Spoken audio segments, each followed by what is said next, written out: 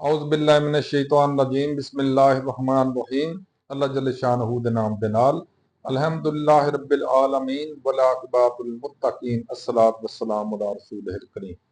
दोस्तों अस्सलाम वालेकुम। डॉक्टर नसीर कालो हाज़र CNP न्यूज़।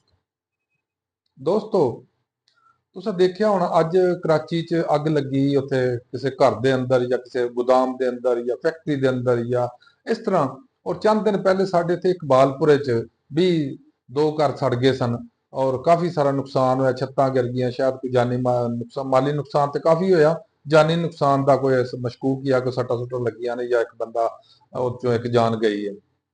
अच्छा असी लोग बेफिक्री कौम है, पाकिस्तानी कौम तो है ही नहीं, खैर बेफिक्रे लोग ने, किसी नूं दूसरे का एहसास नहीं है। जिस तरह मैं अक्सर कहना हुन्ना कि मैं चंद दिन पहले एक वेदाग किया परसों तरसों जे कि ये कहते ने साडे जिहड़े बड़े तजिया नगार दानश्वर ने कि ईरान के उत्ते अगर हमला करदा अमरीका तो पाकिस्तान का फायदा। अकल दे अंधे हो, अकल तो आ रही हो, साडे गवान फायरिंग होण डई आ, गोलाबारी होण डई आ, ओदा गुबार बारूद गंद सब कुछ पॉल्यूशन साडे च आउणी आ, पाकिस्तान नूं की फायदा भी इहदा। इस तरह ही आ ये पाकिस्तानी साडे मोस्टली जिहड़े ने वो एक दूसरे का फायदा करते, जे अपना फायदा करते करते बाकी सारा नुकसान कर जाते हैं। मसलन अजकल अग की वजह कि चल रही है, क्योंकि गैस बड़ी घट आ रही है। इस गौरमेंट दी दो तीन बड़िया वड्डियां मेहरबानियां ने इस काम के उत्ते, खैर है तो बहुत ज्यादा ने कि पूरी कौम की तबाही लाती है, इन्होंने पूरे पाकिस्तान की तबाही लाती है। लेकिन यह जी सर्दियां आ गई तो लोड शेडिंग शुरू करती है, तो सर्दियां आ गई तो गैस की लोड शेडिंग शुरू हो गई। और जे कदी आउंदी आ खसूसन साडे इलाके च शायद ही आ, जे किते कोई 10 मिनट ली आ जाती आ, नहीं तो अक्सर बंद रहती आ। और जे किते थोड़ी जी आउण लगदी आ, इन्हां लोगों ने उहदे विच लगाए ने कंप्रैसर, और बहुत सारे घरां च लोग इस तरह इस्तेमाल करते हैं। इस तरह कर दी है गैस, मतलब फ्लूएंटली आ ही नहीं रही, लगातार गैस आउंदी ही नहीं। वो पंप ना चुकी जाते हैं, एक घर चुकता बाकी सारा घरां दा सत्यानाश भर जाता। और फिर हुंदा की आ, जदों चुकदा भंबाका मचदा अग लगदी है, सारा घर तबाह करके बह जाता। लेकिन ठीक नहीं होना, इन्हां ने ठीक होने का तहिया किया कि ठीक नहीं होना, जो मर्जी हो जाए। और उस तरह के साडे माशाअल्लाह महकमे वाले लोग ने आउंदे ने, लोगों के चैक करते हैं जी तुहाडे घर कंप्रैसर लगा सी। हुण मैं हकीकत दसन लगा कि साडे घर च असीं सिलेंडर गैस ही इस्तेमाल करने आ ते दूसरी गैस है ही नहीं। लोग रोंदे ने कि गैस आ ही नहीं रही, वो कित्थे जांदी आ, ये कंप्रैसर वाले चुक लैंदे ने। सोई गैस वाले आउंदे ने, कंप्रैसर वाला को पैसे लेंदे ने ते गांह चले जांदे ने, यानी कोई उन्हां दे खिलाफ एक्शन नहीं हुंदा। इस वास्ते कि इत्थे चोर कुत्ती रल गए ने।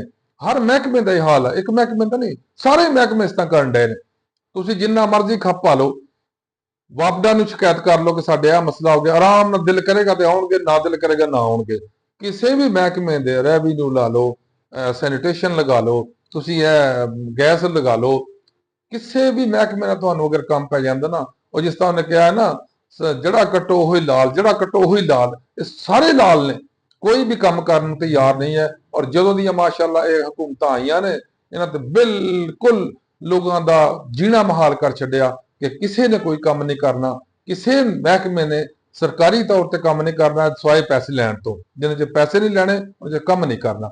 इस तरह ही यह जी अग लगती आ, उहदी वजह भी यही आ। सब तो बड़ा कसूर किदा, गैस महकमा गैस वाले का, जिहड़े कंट्रोल करन तो बजाए पैसे लैके ते परे निकल जाते हैं। दूसरे नंबर ते जे अगर किते वायरिंग की प्रॉब्लम आउंदा, वो भी कसूर किदा, वायरिंग वाले का सर्टिफिकेट तो ले हुंदे ने, क्यों इस तरह इत्ते याद नहीं करते, क्यों उत्ते ख्याल नहीं करते। जिन्ना चिर तक महकमे ठीक नहीं हो सकते, और इन्होंने महकमे ठीक किन्ने करना, इस गौरमेंट ने। और गौरमेंट को ठीक कौन करेगा, कोई भी नहीं। अगे हुंदा सी अदालतां चुक लैंदियां केस, अगर कोई इस तरह का आउंदा सी 100 मोटर लैके, लेकिन हुण वो भी खत्म कर दिता। लो जी अदालतां में घर बैठ के आराम नाल मौज करन, तनखावां ले जाण, काम कोई नहीं करन दी जरूरत। अगर यही हालात रहे, उधरों रोना शुरू होया कि साडे जनाब पैसे नहीं है, साडे को पैसे नहीं है, बिजली क्यों बंद हो रही है, इन्नी सर्दी च बिजली की लोड शेडिंग का की मतलब है। कहते जी पैसे नहीं है, गैस नहीं है, साडे को तेल नहीं मुहैया हो सकता। तो तुसीं इन्ने ठेके लोगों नाल क्यों कीते, जिहड़े पाकिस्तान की गुंजाइश तो 2 गुना ज्यादा सन, ਔਰ ਘਰ ਬੈਠੇ ਬਗੈਰ ਬਿਜਲੀ ਪੈਦਾ ਕਰਨ ਤੋਂ ਸਾਰੇ ਉਹਨਾਂ ਨੂੰ ਪੈਸੇ ਮਿਲ ਰਹੇ ਨੇ। ਕਿਉਂ? ਇਹਨਾਂ ਹੁਕਮਰਾਨਾਂ ਦੇ ਘਰਾਂ 'ਚ ਹੀ ਸਾਰੇ ਪੈਸੇ ਜਾ ਰਹੇ ਨੇ। ਅੱਲਾਹ ਤਾਲਾ ਅੱਗੇ ਦੁਆ ਵਾ, ਅੱਲਾਹ ਤਾਲਾ ਸਾਡੀ ਇਹਨਾਂ ਤੋਂ ਜਾਨ ਛਡਾਵੇ ਕਿਸੇ ਤਰੀਕੇ ਨਾਲ। ਇਹ ਕੋਈ ਨੇਕ ਹੁਕਮਰਾਨ ਆ ਜਾਣ ਤਾਂ ਕਿ ਇਸ ਕੌਮ ਦਾ ਭਲਾ ਹੋ ਜਾਏ, ਪਾਕਿਸਤਾਨ ਦਾ ਭਲਾ ਹੋ ਜਾਏ। ਅੱਲਾਹ ਹਾਫਿਜ਼। अस्सलाम।